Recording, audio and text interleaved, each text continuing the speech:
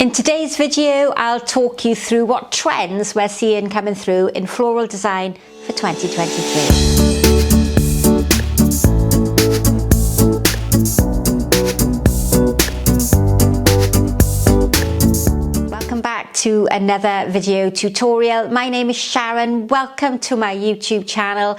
Today I'm going to be talking you through some of the trends that we're seeing coming through for table arrangements for weddings for 2023. Now we've moved on from those tight arrangements, those very large round ball shapes that we've seen over the last couple of years, and we're going much softer, far more delicate in the colour combinations, and the designs are very much inspired by bygone eras. So lots of influences from the Georgian and Victorian period. Today I'm going to look at an urn arrangement, and we're seeing these coming through a lot for table arrangements, for table centerpieces. But they really need to be in quite a large venue because they're quite large designs and the scale won't work if it's in a very small room. So I'm going to start with some very seasonal pieces of cherry blossom. It hasn't quite opened yet, but that's okay because it will give me an interesting texture to work with and a lovely example of line to work towards the outside of the arrangement. And I'm almost creating a semi-crescent type design. It's not going to be perfectly symmetrical and matching on both sides, but it's going to be a very elegant curved arrangement with a really soft colour palette. Now I am working with floral foam, and I know there's lots of you that watch are really opposed to using floral foam, and there are lots of videos on the channel where you will find me using different types of mechanics. The videos with me using floral foam are by far the most watched videos, so I'm trying to cater for all needs and produce videos that are suitable for everybody. So if you don't like floral foam, and that's perfectly understandable, as a commercial florist I'm also looking at more sustainable and more environmentally friendly floral designs, and I do specialise in using locally grown organic flowers for many of the weddings that I do throughout the year. But there's lots of flower arrangers who are new to this industry, lots of florists that are starting out on their career, and they like to learn the various techniques using floral foam as well. So in the urn, you'll see that I've got a square shaped container sitting inside the urn. And the only reason for that, or the main reason for that, is because the square base sits quite comfortably on the top. And if I was doing this for a wedding party, there's a good chance that the bride will want to take her arrangement home with her and leave me with the container. So it's an easy way of the wedding party being able to remove the top section and take it away. It also makes it much easier for me for transporting the design from one place to the next. And it means that I don't have to fill the whole container with floral foam. So on the top is just over half a block, and I've used some of the clear tape to hold it in position. And this design could be created as a front facing arrangement for an altar in the church, could stand really nicely on top of a pedestal, but for today I'm going to do it all around so you can see these lovely colours and flowers from both sides. Now I've created that curve, and the best way to do that is to really look for material that has a natural curve already to it. Sometimes supermarket flowers are very straight and rigid. Same problem occurs with florist bought material as well. So what I've done is I've selected branches and twigs that I know will have a slight curved shape to them. Selecting things from the garden, from your florist shop, that naturally bend is going to make your job much easier. Now I'm introducing some Camellia. We're in the spring here in the UK, or almost in the spring, not quite. And there is gorgeous Camellia flowering everywhere. So I have picked these from my own garden. And if you're looking to buy material, this could be Eucalyptus or soft ruscus from a florist shop. Privet works really well as well, but try and think of materials that aren't too rigid and will give you a little bit of soft movement from one side to the other. Now, because I have this yellow base sitting inside my urn, I need to bring some greenery around the base there as well to try and help disguise that container. And just using smaller bit of greenery and adding and building on that as I go along is perfectly acceptable. Now, as the design is all round, I need to make sure that there's flowers and foliage on both sides of the arrangement that's going to create interest. It's not fair if I make an arrangement that has more flowers on one side than the other, and then you sit down to have your meal and the person opposite you has got a nicer selection of flowers to look at. So along with the twigs and the camellia, I'm introducing some very soft, wispy pieces of eucalyptus. They have a lot of movement, they're very delicate, and they work really well in creating this curved shape. Now, the camellia can be a bit temperamental. If you pick it too late, then the flowers tend to shatter when you're trying to work with them. If you pick them too early, then the buds don't open. So you might not get it right first time. You might find that you've left it too long, and unfortunately the flowers almost sort of just disintegrate in your hand. But there's such a pretty flower head. Isn't that wonderful? Now that is too open, and I know that by the time I finish working with that one, there's a good chance it's going to give up. So I'm going to work more with the heads that aren't quite as open. And this is a really big design, so I'm hoping you can see me quite clearly through the middle. I'm going to bring the camellia to the outside edge so that the colour is symmetrically balanced, but it's not perfectly matching on either side.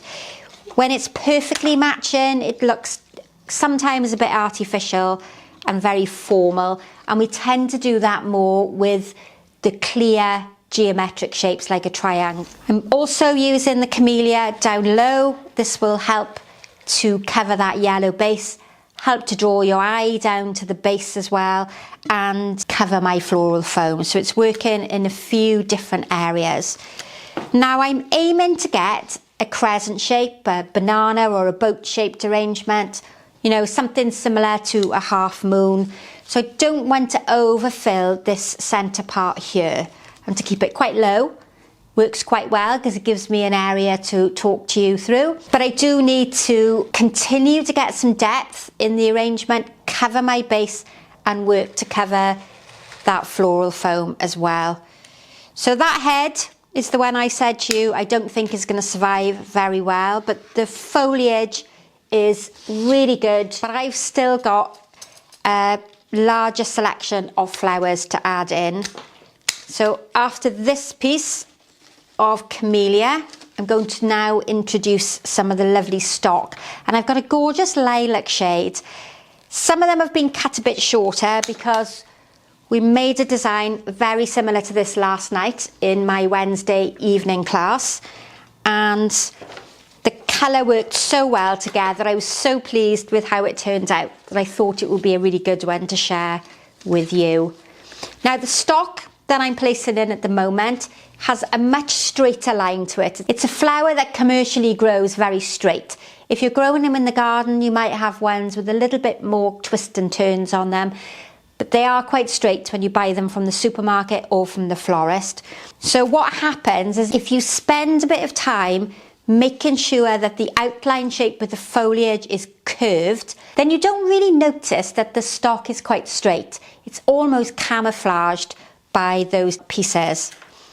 And if you're studying floral design and you're looking at crescents, inverted crescents, semi-crescents designs, or the Hogarth curve, which is one of the trickiest designs to do, the trick really is to make sure that you pick foliage and flowers, if you can, that will curve naturally.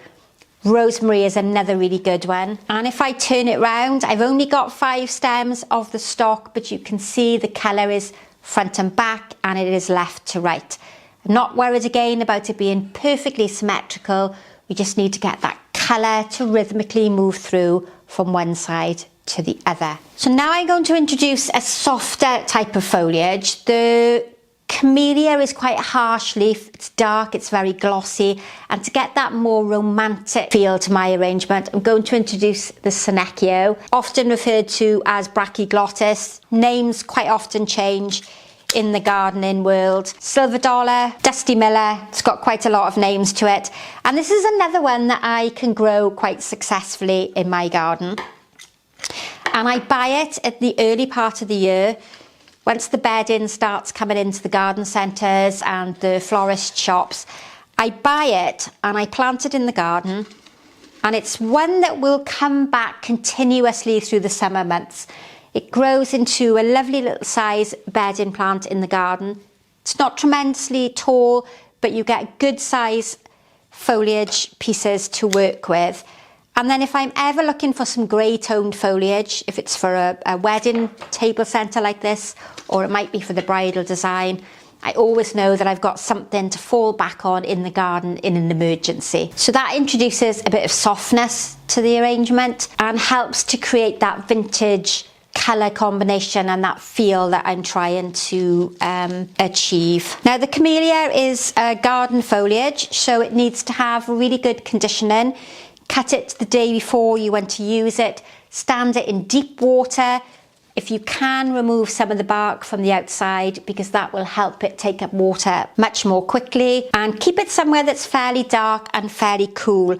A lot of people, they cut foliage from the garden and they try to use it straight away in an arrangement, and it really doesn't hold up. It needs to relax and rest and rejuvenate itself before you start arranging with it in floral foam. Now I've started to add in some spray carnations, and I'm doing exactly the same method and bringing that colour sweeping through from one side to the other, and it helps to give me a contrast in shape, colour and texture, which is important elements of design in floral arranging. And the spray carnation is a good one that you can get fairly inexpensively from a supermarket or a florist shop, and it will give you a really good graduation of size from small to large into that focal point in the middle. So this is how the design is coming together so far. My tallest piece of foliage is roughly twice the height of my container, and I've kept it low there in the centre to make sure that that clear curved shape is really visible. To continue that very pale pastel colour combination that really does remind me of the Georgian period of time, I'm going to use some of these supermarket roses. This is a gorgeous, really soft pink. I often comment that I quite like to leave the guard petals on the outside, because I think it gives the rose some personality and it really shows a variation in the flower colour. But this particular rose here is a very soft pink, and these guard petals on the outside are quite unsightly. They've got a lot of damage on them. The green colouring, I think, detracts away from the pink of the rose. So you'll see this time I have removed it. Do whatever feels comfortable for you. If you don't like the colours on the outside, remove it. Now, this one almost has a artificial sort of yellowy green colour combination, and I think it really spoils that magnificent rose. So we'll start with some tall ones to the outside, so we get that colour running all the way through, and then we'll start bringing some more of the flower stems down towards the front to help strengthen that focal point. This one is absolutely beautiful. Look at that.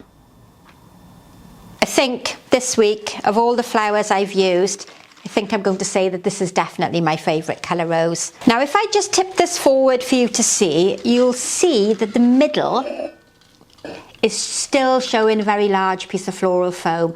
And if you're new to this style of arranging, this is the area that you need to keep flat. Don't overfill that centre part, because you lose that half moon shape that you've worked hard to create. So my final two roses are going to be tucked down quite low on the foam. Just a bit of greenery in there, and then that's nearly finished. Couple of short spray carnations tucked down where the roses were.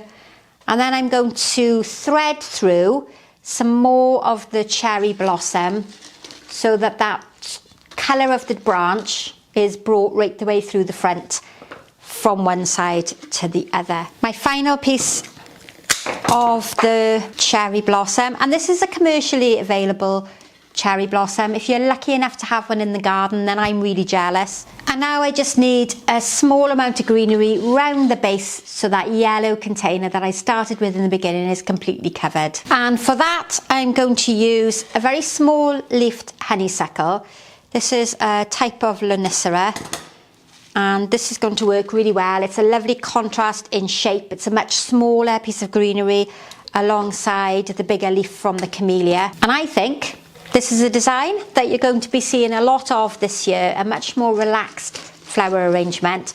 Nothing as formal as we've seen over the last couple of years, where you've had lots of flowers compactly arranged, sometimes without any greenery at all. I might be completely wrong, of course, and we might not see anything like this coming through at all, but if we do, you've seen it here first. As I add in those final few bits of greenery, it's a good opportunity for me to remind you that I have a Facebook group that you can join and meet like-minded friends. That's Sharon's Innovations group. There are lots of like-minded ladies and gents who regularly share photos of their own work, ask questions. And if you want to join, then you'll find me on Facebook, Sharon's Innovations group, and you need to answer 3 questions to join so that I know you're real and that you're not some type of a robot.